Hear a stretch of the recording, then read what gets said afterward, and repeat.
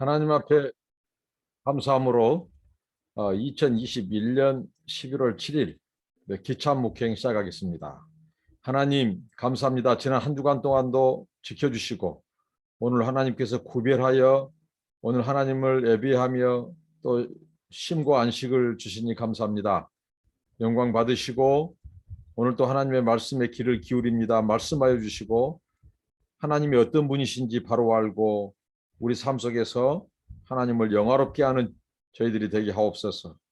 오늘 또 말씀을 통해서 깨우쳐 주시고 우리의 갈 길을 보여주시옵소서. 예수님의 이름으로 기도하옵나이다. 아멘.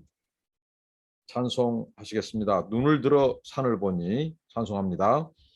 눈을 들어 산을 보니 도움 어디서 오나 천지 지은 주 여호와 나를 도와주시네. 너의 발이 실족지 않게 주가 깨어 지키며 택한 백성 항상 지켜 길이 보호하시네. 도우시는 하나님이 내게 그늘 되시니 낮의 해와 밤의 달이 너를 상치 않겠네. 내게 화를 주지 않고 오늘 보호하시며 너의 출입 지금부터 영영 인도하시리. 아멘. 하나님의 말씀입니다. 계속해서 사사기서입니다. 사사기서 3장 12절로 31절 말씀입니다. 오늘 특별히 부분은 5부분으로 구성되어 있는데요. 첫 번째는 이스라엘이 모압의 지배를 받는다고 하는 이야기입니다. 12절부터 14절입니다. 이스라엘 자손이 또 여호와의 목전에 악을 행하니라. 이스라엘 자손이 여호와의 목전에 악을 행함으로 여호와께서 모압 왕 에글론을 강성하게 하사 그들을 대적하게 하심에 에글론이 암몬과 아말렉 자손들을 모아가지고 와서 이스라엘을 쳐서 종려나무 성읍을 점령한지라. 이에 이스라엘 자손이 모압 왕 에글론을 18해 동안 섬기니라. 18년 섬기니라. 이렇게 나옵니다. 자, 이스라엘 자손이 악을 행했습니다. 이 앞선 본문에서 하나님께서 온리를 통해서 그 백성들이 악을 행할 때 하나님께서 이 8년 동안을 붙이시고 그 다음에 하나님께서 무려 이 40년의 태평성대를 주셨습니다. 그런데 이스라엘이 다시 악을 행했다고 나옵니다. 이게 인생입니다. 이 패턴이 사사기에서 반복됩니다. 이스라엘 백성들이 악을 행할 때 하나님께서 이방의 채찍, 이방의 군대를 끌어들여서 그 백성들을 압제했습니다. 그리고 조공을 바치게 하고 굉장히 고통의 시간들을 보내게 했고 그들이 또 다시 회개하면 돌이키면 하나님께서 사사 구원자를 보내셔서 그들을 다시 구원해 주시고 태평성대를 주셨습니다. 그런데 이들이 또 태평성대 동안 그 평화와 축복을 지키지 못하고 또 가나안의 우상을 섬기고 하나님을 배반합니다. 그때 또 하나님께서 바로 이방의 군대를 붙이셨습니다. 오늘 하나님께서 이스라엘이 다시 범죄함으로 말미암아 하나님께서 그들에게 끌어들인 이방인의 채찍은 바로 모압입니다. 모압 자손. 어떻게 보면 이 모압은 암몬과 더불어서 이 아브라함의 조카 이 롯의 자손들이죠. 그렇기 때문에 광야 생활에서 이스라엘이 이들을 점령하고자 할 때 하나님이 막으셨습니다.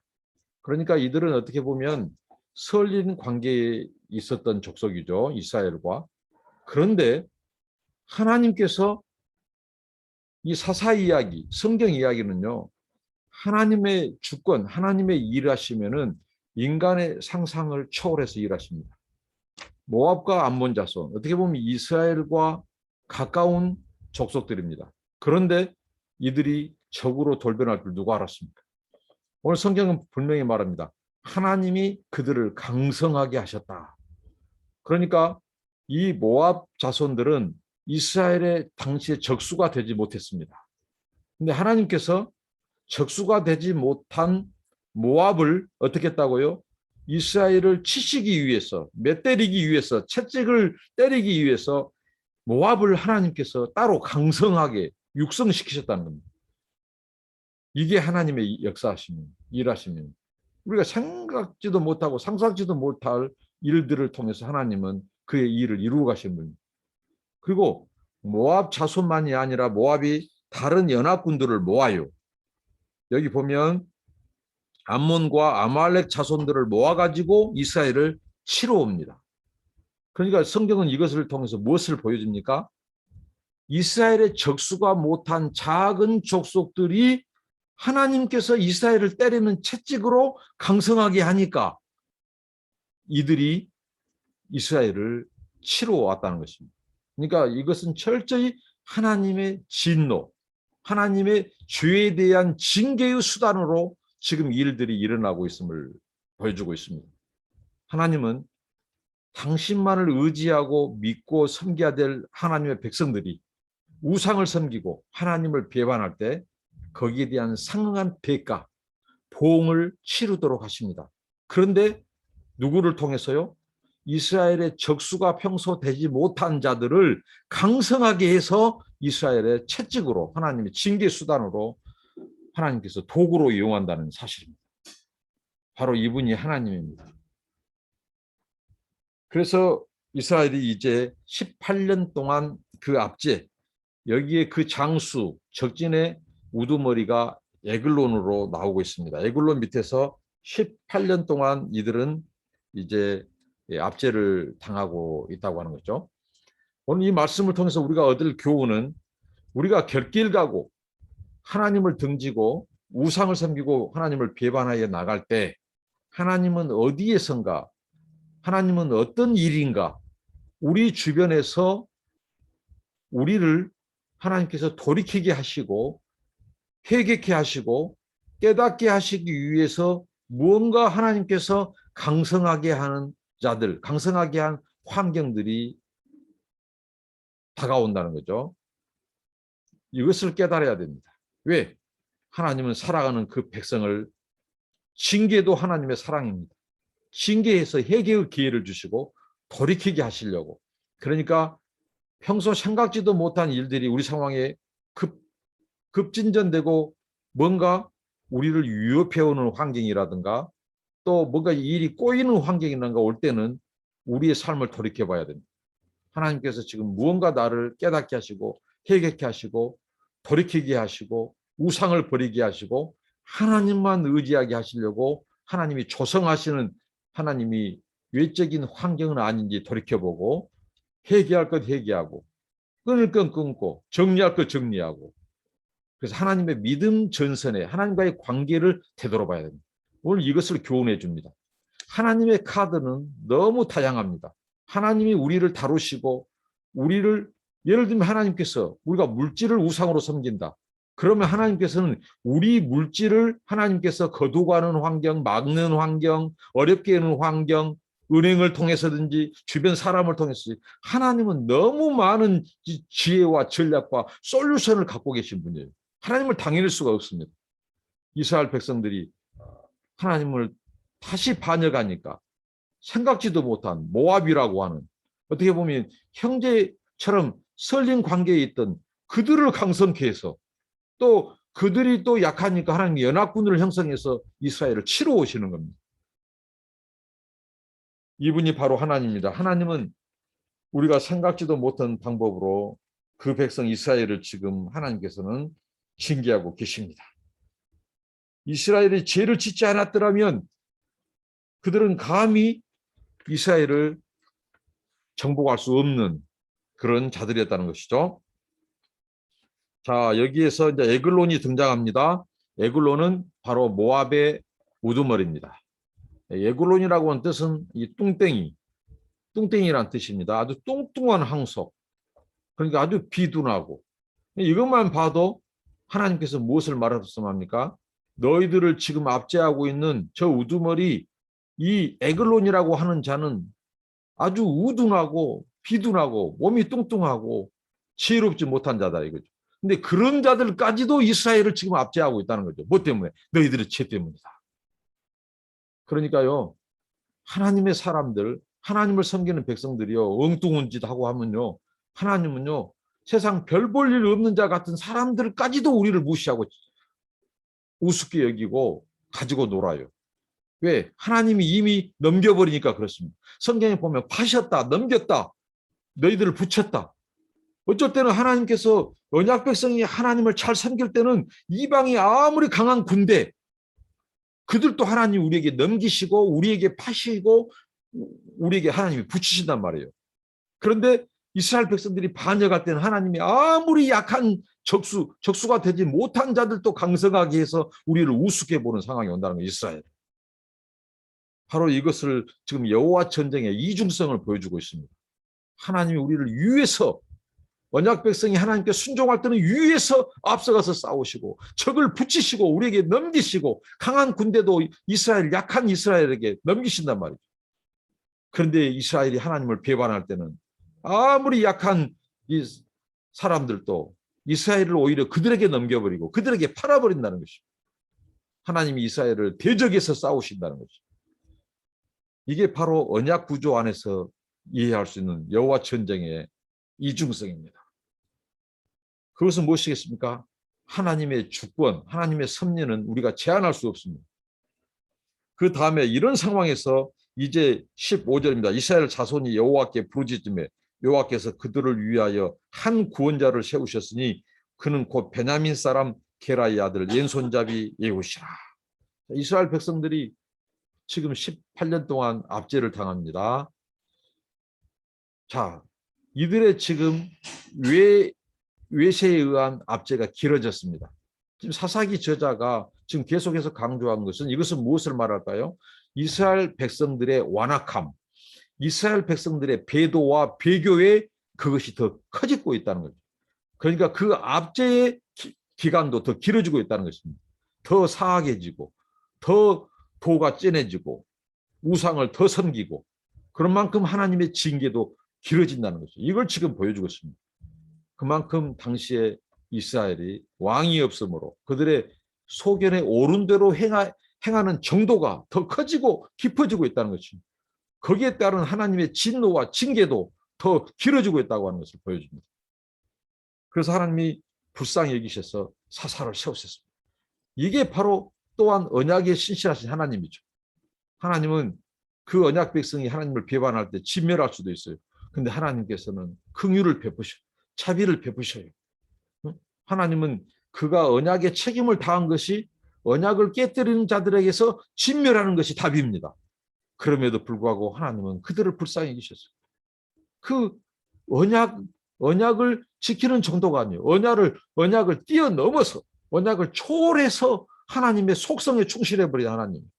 하나님의 공의로 그들을 진멸할 수 있어요. 그게 왜 언약이 그렇게 말합니다. 언약 조항을 깨뜨리는 자에게 그렇게 진멸을 해도 할 말이 없습니다. 그게 정당한 조치예요. 그런데 하나님은 정당한 조치를 초월해서 그분의 사랑과 자비로 덮어버린다는 사실. 그래서 하나님은 항상 하나님의 긍휼과 자비가 그의 공의보다 더 커요. 이게 하나님의 놀라운 사랑입니다. 오늘 여기서도 그들이 또 하나님께 부르짖음에 그들을 위하여 구원자를 세우셨는데 베냐민 자손의 예후시라고 하는 자를 세우셨습니다. 베냐민이라고 한 뜻은 오른손의 아들입니다. 어떻게 보면 오른손을 잘 쓰는 사람들, 오른손의 아들이라고 하는 뜻이 있습니다. 그 다음에 예훗은 이 독불장군이라는 뜻이 있고 그렇습니다. 오늘 보면 예훗이 굉장히 독특한 캐릭터죠. 누구의 협력 없이 어떻게 보면 그 혼자만의 이 나름대로 계략 지혜를 가지고 이 당시의 모압 왕 에글론을 죽이는 아주 그런 아주 지략적인 측면이 강한 사람으로 묘사됩니다. 독불장군이죠. 근데 이 덕불 장군을 통해서 하나님은 거사를 이루게 하셨습니다. 그 백성들을 구원하게 하셨죠. 근데 에웃은 바로 왼손잡이였단 말이죠. 오른손의 아들이라고 하는 베냐민, 이 베냐민 지파는 바로 이스라엘 12지파에서 힘 있는 지파가 아니에요. 상대적으로 약한 지파예요. 그런데 하나님의 구원은 이 약한 자를 통해서, 약한 지파를 통해서, 또 그것도 왼손잡이, 오른손을 잘 쓰는 오른손의 아들이라고 하는 베냐민 지파 속에서 왼손잡이를 통해서 하나님은 그의 구원 역사를 이루셨다는 거죠. 하나님의 구원은 항상 우리 인간의 이성, 상상을 초월하는 방법으로 나타났다는 것입니다. 그러니까 이제 오늘 이야기는 이렇습니다. 이제 그 다음 이야기를 보면요. 자, 보면은 에봇이 조공을 배달하러 갑니다. 15절부터 18절입니다. 이스라엘 자손이 그를 통해 모압 왕 에글론에게 공물을 바칠 때에 에봇이 길이가 한 규빗 되는 좌우에 날선 칼을 만들어 그의 오른쪽 허벅지 옷 속에 차고 공물을 모압 왕 에글론에게 바쳤는데 에글론은 매우 비둔한 자였더라. 에봇이 공물 바치기를 마친 후에 공물을 메고 온 자들을 보내고 이렇게 나옵니다. 조공을 배달하는 것으로 나옵니다. 자유자재로 왼손을 쓸 수 있는 사람, 이 에봇. 그 에봇을 하나님께서 보십시오. 하나님의 섭리가 어떻게 나타나는가. 이제 그 백성들이 하나님을 향하여 부르짖으니까 하나님이 한 사람 구원자를 예비했어요. 그가 오늘 에봇, 사사 에봇인데요. 이를 구원자로 예비했는데 이 사람이 왼손잡이에요. 그럼 왼손잡이들은 무기를 어디에 감춥니까? 오른쪽 허벅지에 감춰요. 근데 당시에 이 베냐민은 오른손의 아들. 그렇기 때문에 대부분 다 오른손잡이들은 칼을 어디다 숨기냐면요. 이게 우리 신체의 활용도상 오른손잡이가 칼을 빼는 것은 왼쪽에서 뺍니다. 왼쪽에서. 그렇기 때문에 이 다른 적진이라든가 이 사람들이 유심히 보는 것은 오른손잡이가 많은 그 사람들은 바로 왼발을 본다는 거예요. 왼발. 거기에 무기를 숨기니까요. 그리고 상대적으로 오른쪽은 잘 안 봐요. 보더라도 건성건성으로 본다는 거예요. 사람 심리라고 하는 것이. 하나님이 이 예우시라고는 왼손잡이를 쓰신 거예요. 왼손잡이를. 그리고 에글론, 모압 왕 에글론은 비둔한 자더라. 굉장히 미숙하고 몸이 뚱뚱이란 뜻입니다. 에글론이. 이 왕이 뚱땡이에요. 그렇기 때문에 아주 비둔하고 동작이 뚱하고 말이죠. 그가 왕으로. 그러니까 적수가 되지 못한 모압 왕 에글론이 뚱땡이라니까요. 뚱땡이. 성경은 아주 굉장히 이것을 유머스럽게 표현하고 있죠. 뚱땡이, 비둔한 자. 그가 왕으로 있는 저 모압마저도 이스라엘을 압제했다는 거예요. 18년 동안. 뭐 때문에? 죄가 그렇습니다. 죄가. 이걸 성경은 강조합니다. 그러니까 우리가 하나님을 떠나고 하면요. 정말 어리석은 자들, 그런 자들에게도 우리가 정말 이 수모를 겪게 된다는, 얼마나 우리 자신을 돌아봐야 될지를 말해주는 거죠. 그래서 공물을 이제 바치는 조공팀으로 가죠. 이게 또 하나님의 주권과 섭리가 있습니다. 자, 많은 이스라엘 사람들 중에서 이 베냐민 이 자손 중에서 이제 조공으로 바칠 선발단을 뽑는데 예우시 뽑히게 했다는 거 하나님께서. 이 배후에 하나님의 섭리가 있습니다. 여러분 이 세상 돌아가는 것, 사람이 등장하고 막 이 세상에 이렇게 막 돌아가는 여러 뭐 애교적인 일 막 이들이 다 하나님의 주권 속에 있습니다. 하나님의 섭리 속에. 하나님은 악한 도구도 등장시켜요. 선한 역사를 이루기 위해서 악한 도구도 등장하시고 하나님 또한 악한 일을 또 성사시키기 위해서 인간의 죄 때문에 또 하나님은 선한 자들을 또 거의 동원하시고 하나님은 자유자재로 하나님은 그의 일을 이루신 분이에요. 자, 예웃을 하나님 뽑히기 위해서 예웃이 조공팀으로 갑니다. 왼손을 잘 쓰는 예웃. 그런데 예웃은 아예 출발할 때 당금을 오른쪽에 찹니다. 왜? 왼손잡이니까. 허벅지에 찹니다. 그 길이가 한 30cm, 어떤 사람은 45cm라고 보는데 아마 30cm였을 가능성이 큽니다. 왜? 그 당금, 민첩하게 칼을 쓰기 위해서는 그 길이가 너무 길면 안 되겠죠. 30cm가 적당할 것으로 보입니다. 이 칼을 차고 가요. 조공팀으로 갑니다. 그래서 이제 조공을 바쳤어요. 에글론 왕에게 바치고 돌아오는 길에 다른 조공팀으로 왔던 베냐민 지파 이스라엘 사람들을 보내고 이 누굽니까? 바로 이 에훗이 자기만 따로 가요. 가가지고 그 다음 이야기가 이 19절부터 나오죠. 19절부터 나옵니다. 26절까지 에훗이 사사의 역할을 해내는 부분인데요. 자기는 길갈 근처 돌 뜨는 곳에서부터 돌아와서 이르되 왕이여 내가 은밀한 일을 왕에게 아리를 하나이다. 자, 여기에서 제가 하나님의 말씀을 이제 요약적으로 말씀드리겠습니다. 자, 에훗이 돌아와서 왕에게 말을 합니다. 내가 은밀한 일이 있어서 왕에게 아리러 왔나이다. 그러니까 왕은 굉장히 기가 쏠깃했겠죠. 왜 그러냐면 이 사람이 지금 이스라엘 진영에서의 긴급 첩보를 나에게 알려주려고 하지 않는가. 자, 그런 길을 쏠깃하게 할 수 있어요.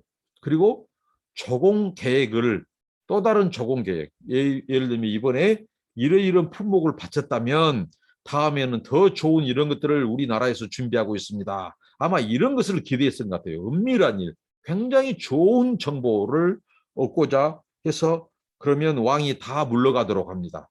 이 왕의 그 내실에서 다 물러가게 하고 이제 예후과 이제 왕만 남았어요. 그럴 때에 이렇게 말합니다. 예후시 내가 하나님의 명령을 받들어 왕에게 아랠 일이 있나이다. 이렇게 말을 합니다. 그래서 이 모압 왕 에글론이 그것을 듣고 나름대로 예를 갖추려 하려 했는지 자리에서 벌떡 일어납니다. 그 순간 그 왼손잡이 왼손에 능한 예후시의 그 손이 민첩하게 그의 오른손에 숨겨져 있는 단검 그 비수를 꺼내서 찌릅니다. 그를 찔러요. 근데 얼마나 깊이 찔렀는지 얼마나 세게 찔렀는지 심지어는 그 칼이 그 몸을 강통해서 등 뒤에까지 나왔다는 거죠. 그렇게 깊숙이 찔렀습니다. 아주 디테일하게 이 사사기 제자가 이것을 말하고 있죠. 그렇게 해서 죽습니다. 그리고 그게 성경에서 이렇게 표현하죠. 그 몸에서 끈끈한 이 엉긴 이 기름기가 흘러나왔다는 표현을 씁니다. 자, 이것은 뭘까요? 18년 동안 소위 말하는 이스라엘을 압제한 조공을 바치고 그 좋은 음식들을 먹고 비둔해진 그 적장의 모습을 묘사하고 있습니다. 그 정도로 이스라엘은 18년 동안 압제당하면서 적의 왕의 이 배, 그의 기름기, 그가 비대해지게 할 만큼 압제를 당하고 조공을 바쳤던 것들을 상대적으로 사사기 저자가 이것을 우리에게 가르쳐주고 있다는 거죠. 그 죽습니다. 그때 이제 예후시 그것을 빠져나와서 현관으로 나왔어요. 현관으로 나와가지고 안쪽에서 왕이 문을 걸어 잠근 척 문을 닫습니다. 아마 창문으로 넘어 나왔는지 오늘날 같으면 문을 누르고 나오면 안에서 잠긴 것처럼 되잖아요. 근데 당시에 문을 거는 것이라면 분명히 예후시 그 안쪽에서 걸어놓고 창문으로 다시 나왔는지 우리는 그걸 상관없이 보지만 분명한 것은 그가 안에 문을 걸어 잠그고 나왔다는 거죠. 그리고 태연하게 거기에 빠져나옵니다. 그때 이제 밖에 있었던 그 왕의 비서실 경호팀이라든가 이 사람들은 아무 일이 없었던 것처럼 생각하겠죠. 그래서 이제 그 신하들이 왔습니다. 모압왕 신하들이. 그래서 그 왕이 나오지 않아요. 그리고 문이 잠겨져 있으니까 왕이 서늘하게 기분 좋게 발을 가리운 것 같다. 발을 가리운다는 말은 대변을 보고 있다. 이렇게 생각한 거죠. 더군다나 이제 그 칼이 박혔을 때 그 몸에서 그 기름기가 흘러나왔다고 했죠. 이게 내장의 기름기를 말한다고 볼 수 있죠. 그리고 성경에 보면 제사장들이 하나님 앞에 제물을 바칠 때에 그 소의 내장, 이런 내장 같은 데서 이 배설물, 그 배설물도 다 불사르게 했죠. 그러니까 틀림없이 이 왕에 엉겨 있는 그 기름기와 더불어서 창자 속에서 대장에서 이 소위 말하는 배설물, 이 똥이 함께 나왔다고 보는 것이죠. 그렇기 때문에 그 신하들이 딱 와서 보니까 안에서 좀 이렇게 사람의 대변 냄새가 좀 흘러나오고 아마 그랬던 것을. 그러니까 더 그들은 의심하지 않았죠. 아, 왕이 지금 대변을 보고 있구나. 이렇게 생각했습니다. 이렇게 함으로써 도망갈 수 있는 마의 시간대를 확보한 거죠. 그래서 예웃은 유유히 그곳을 빠져나옵니다. 그래서 하도 왕이 안 나오니까 이 모압의 신하들이 이제 문을 따고 들어갔겠죠. 창문을 넘어서 안에 가서 열쇠로 열었다고 나오죠. 들어가 보니까 왕이 죽어 있어요. 그래서 이미 예웃은 빠져나갑니다. 이게 바로 이제 어떻게 보면 하나님의 섭리적인 측면이죠.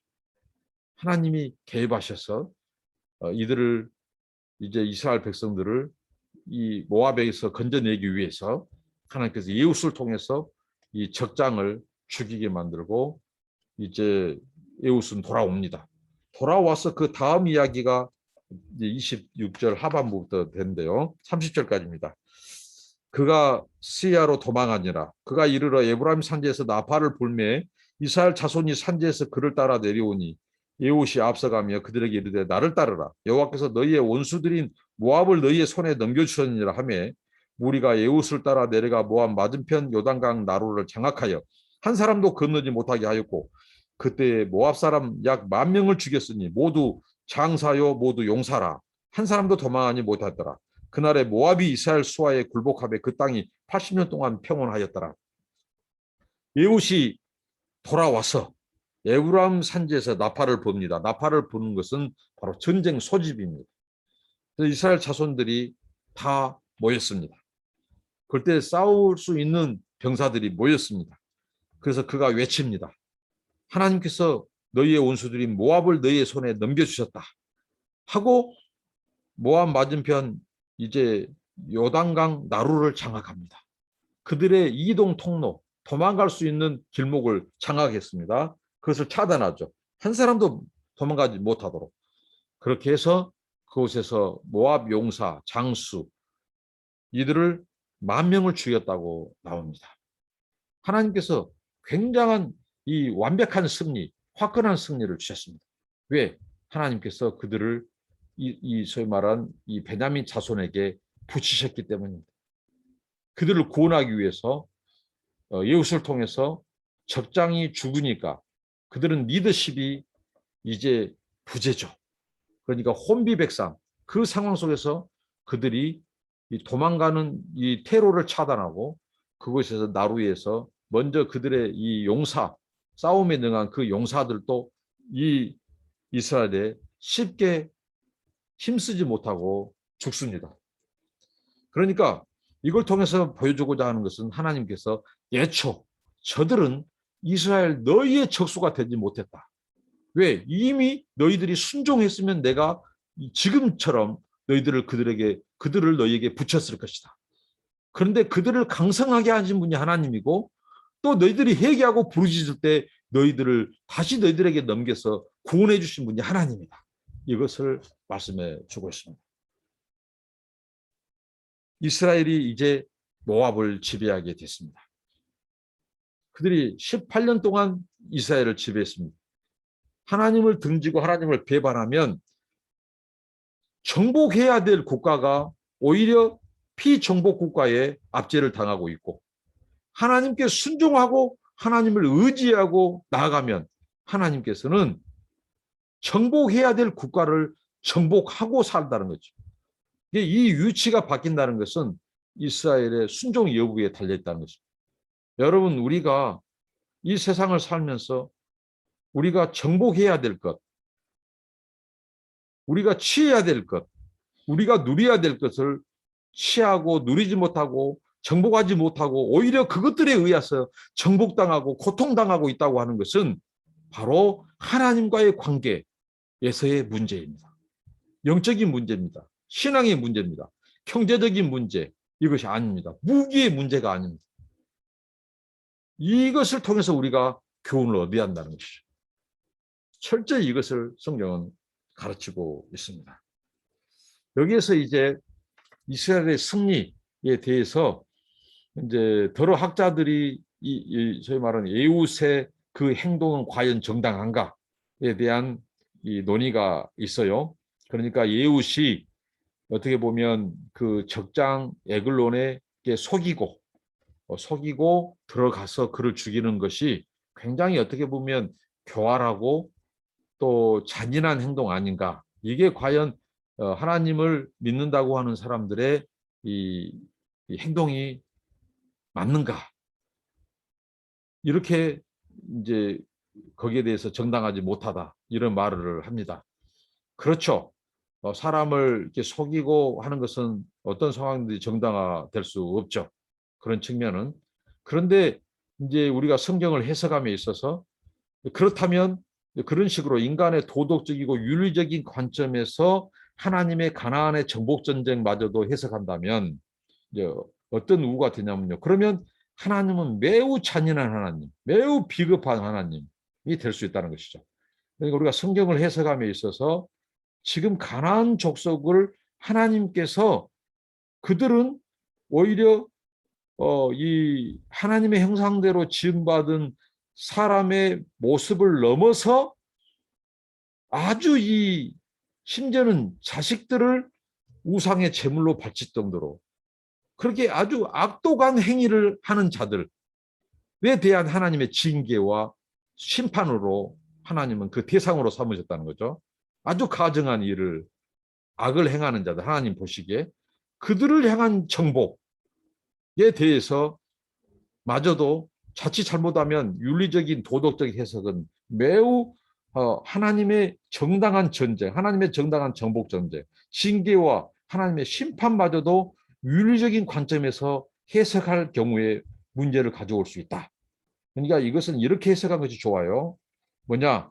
하나님께서 심지어는 그 예우수를 통해서 왼손을 잘 쓴 예우수를 통해서 조공 사절단으로 가게 해서 이 바로 에글론이라고 하는 적장을 죽이는데 바로 예웃의 지략을 하나님께서 사용하신 측면, 하나님의 섭리적인 측면을 해석해야 되고 또 어떻게 보면 이 속이는 것은 정당화될 수 없지만 우리가 이것은 기생 나합의 차원에서도 그것은 하나의 믿음의 관점으로서도 해석이 있다는 거죠.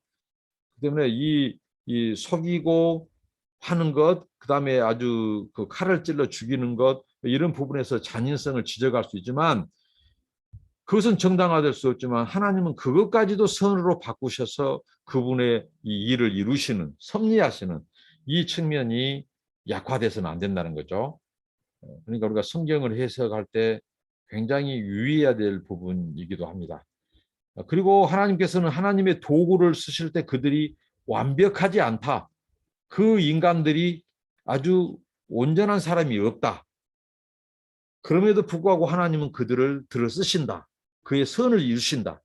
심지어는 인간의 실수와 허물일지라도 선으로 바꾸셔서 하나님의 일을 이루시는 분이다. 하나님은 때에 하나님의 방법으로 하나님의 일을 이루시는 분이시다. 이렇게 우리가 성경을 해석해야 할 것입니다. 오늘 이 사사 예후의 이야기는 하나님은 상상치 못할 방법으로 왼손잡이 이 예후를 들어서 그 백성을 모압의 압제 속에서 건지시는 이 하나님을 우리는 배울 수가 있고 가르쳐 줍니다. 그리고 31절에 오늘 이야기가 나옵니다. 31절 예후 후에는 아낫의 아들 삼갈이 있어 소 모는 막대기로 블레셋 사람 600명을 죽였고 그도 이스라엘을 구원하였더라. 이 예후 이후에 한 절뿐인 삼갈 이야기가 나옵니다. 근데 아낫의 아들이라고 나오는데 아낫은 바로 가나안 족속의 신입니다. 신, 아낫이라고 하는 신은 이 바알의 이 상대, 이 여신을 말해요. 이 아낫 족속들이 섬기는 아낫이라고 하는 신은 바로 그 족속들이 섬긴 여신인데 바알의 부인으로 이렇게 묘사됩니다. 전쟁의 신이라고 하죠. 그 신, 이게 어떻게 보면 이방 족속의 사람 삼가를 등장시켜서 하나님은 이 블레셋에서 블레셋에 600명을 치게 하시고 그 백성들을 건져내셨다는 거죠. 이방인을 동원해서 그 백성들을 구원하신 하나님. 이게 바로 성경 이야기고 하나님의 전쟁 이야기입니다. 하나님은 인간의 이성 초월하셔서 상상치 못할 방법으로 역사하시는 분이십니다. 오늘 이 말씀을 통해서 우리가 생각해 볼 것이 있습니다. 이 소 모는 막대기, 이 막대기는 전쟁 도구가 될 수 없습니다. 더군다나 블레셋, 당시에 또한 블레셋을 비롯한 이 가나안 족속들이 철제 병거를 사용했어요. 당시에 어떻게 보면 이 정예부대 그리고 신무기를 장착하고 싸우던 사람들입니다. 그런데 소모는 막대기로 이 장수 600명을 이 완전 무장한 철제 무기에 능한 병사들 600명을 쓰러뜨리고 그 백성들을 구출했다 하는 이야기는요. 정말 하나님의 올마이티, 하나님의 이 전능하심, 전쟁에 능하신, 전능하신 하나님이 개입하지 않고는 이룰 수 없는 세계 전쟁 역사, 이 전쟁 스토리에서 찾아볼 수 없는 이 전사, 전쟁 스토리가 등장하고 있습니다. 이게 바로 하나님이 하시는 일이에요. 소모는 막대기, 더군다나 그 사람이 이 이방 신을 섬기는, 물론 그 사람은 하나님께 돌이켰겠죠. 이 아낙 자손의 사람, 이 삼가를 동원해서 하나님이 쓰신다는 거죠. 막대기로. 이게 있을 법한 이야기냐 말이죠. 자, 이걸 통해서 우리에게 주는 교훈이 있습니다. 무엇입니까? 우리가 아무리 능한 기술, 스킬, 재능, 그것을 가졌다고 우쭐대거서나 뽐내서는 안 된다는 거죠. 하나님 앞에 철저히 겸손할 것을 가르쳐줍니다. 그리고 반대로 나는 가진 것이 없어. 나는 기술도 없어. 나는 싸울 수가 없어. 나이가 너무 늙었어. 나는 장애인이야. 나는 가난해. 나는 사업에도 실패한 사람이다. 나는 배운 것도 없다고. 나는 출신도 내놓을 곳이 없다고. 백그라운드도 없다고. 이렇게 하고 자학하고 자기를 가소평가하고 그럴 필요가 없다는 것이죠. 그럴 이유가 없다는 거죠. 삼가를 바라는 건 삼가를. 이방인을 불러서 하나님께서는 소 모는 막대기 하나로 그 백성을 구원하는데 쓰시는 하나님이다 이거죠. 그것은 우리에게 무엇을 교훈해 줍니까? 우리가 너무 의기소침할 필요가 없다는 것입니다. 나도 하나님 앞에 들어서 쓰임받을 수 있다는 거죠. 나도 위대한 하나님의 역사에 쓰임받을 수 있다고 하는 교훈을 줍니다. 그러니까 우리가 우리 자신의 환경, 내 출신지, 내 가진 것, 내 기술 너무 이것 가지고 의기소침할 필요가 없어요. 나도 하나님이 쓰시면 위대한 하나님의 용사, 위대한 하나님의 나라에 기여할 수 있는 사람으로 부름받고 쓰임받을 수 있다고 하는 교훈을 줍니다. 얼마나 은혜가 됩니까? 교만해서도 안 되고 너무 우리 자신을 가소평가해서도 안 된다는 거예요. 다만 중요한 것은 내가 하나님 손에 붙잡힐 수 있는 거예요. 하나님과의 관계가 떨어져 있지 않는 거예요. 믿음과의 관계, 신앙의 관계가 유지된다면 하나님은 우리를 언제든지 그의 역사에 위대한 사람으로 쓰임받을 수 있다는 것입니다. 마른 막대기 맛도 못한 우리 같은 존재를 하나님께서 위대한 하나님의 용사로 불러 쓰시는 분이라는 것입니다. 그러나 아무리 내가 잘났더라도 하나님을 떠나면 무용지물입니다. 피둔한 모아방 에글론, 그 뚱땡이 에글론의 압제를 당한 신세로 전락해버려요. 내가 아무리 돈이 많고 인류 대학을 나오고 내가 뛰어난 언어 실력을 갖고 기고 날고 할지라도 하나님께서는 우둔한 자를 통해서도 압제를 당하게 만들어버립니다. 하나님을 떠나버립니다. 그러나 하나님과의 관계 안에 있으면 막대기 같은 인생도 쓰시는 하나님, 이분이 바로 하나님입니다. 오늘 에훗 이야기, 삼갈 이야기를 통해서 우리가 마지막으로 생각해 볼 수 있는 것은 하나님의 카드, 하나님이 만지고 있는 카드는 너무 다양한 카드를 가지고 있다. 우리가 하나님을 떠나면 우리를 붙일 적들은 너무나도 많다. 우리를 공공에 빠뜨려야 될 카드는 너무 많다. 건강, 돈, 사업, 자녀, 모든 환경을 하나님께서는 다 동원하실 것이다. 하나님의 카드는 우리를 공공에 빠뜨리고 힘들고 고통을 넣을 수 있는 환경을 조성할 수 있는 사람 카드, 환경 카드는 너무 많아요. 그리고 우리가 회개하고 돌이키면 역시 하나님은 우리를 구원할 카드도 다양하다는 것입니다. 그래서 하나님이 예웃과 삼갈 카드를 하나님께서 쓰시도록 우리가 돌이키고 회개하고 하나님 앞에 바르게 돌아서야 한다는 거죠. 그러나 하나님께서 이 모압, 암몬, 블레셋 카드, 똥땡이 같은 비둔한 그 우둔한 자도 우리를 압제하고 18년 동안 압제하는 그 카드를 하나님이 들게 해서는 안 됩니다. 예웃과 블레셋에서 건져낸 삼갈 카드를 통해서 80년 동안 평온한 이 태평성대를 주셨던 하나님, 하나님의 은혜는 오늘 본문에서도 더 큽니다. 그들이 하나님을 반역하고 배반했을 때는 18년 동안 압제를 당하겠지만 그들이 회개하고 돌이키게 해서 하나님이 다시 그들을 건져내실 때는 80년의 태평성대를 주신 하나님, 하나님의 은혜와 자비는 항상 그의 진노와 징계보다도 공의보다도 더 큽니다. 이 하나님의 사랑과 자비와 긍휼을 안다면 더 깨어서 우리가 죄짓지 않고 기도하고 하나님 붙들고 의지하고 그렇게 살아야 되지 않겠습니까? 기도하겠습니다. 하나님 감사합니다. 우리가 하나님 예웃과 삼가를 통해서 건져주신 하나님을 생각합니다. 그리고 반면에 하나님을 배반하고 했을 때에 그 적들을 통해서 압제하는 그 하나님의 카드도 에글론, 모압, 또 블레셋, 암몬 이들까지도 적수가 되지 못했던 자들이 강성하게 돼서 이스라엘을 치고 오랫동안 압제했던 것을 봅니다. 하나님 아버지, 우리가 하나님을 떠나지 않게 하시고 의지하고 하나님만 순종하며 죄짓지 않고 우상을 멀리하고 정말 하나님만을 섬기는 그런 삶이 되도록 도와주옵소서. 예수님의 이름으로 기도합니다. 아멘. 여러분 감사합니다. 축복합니다.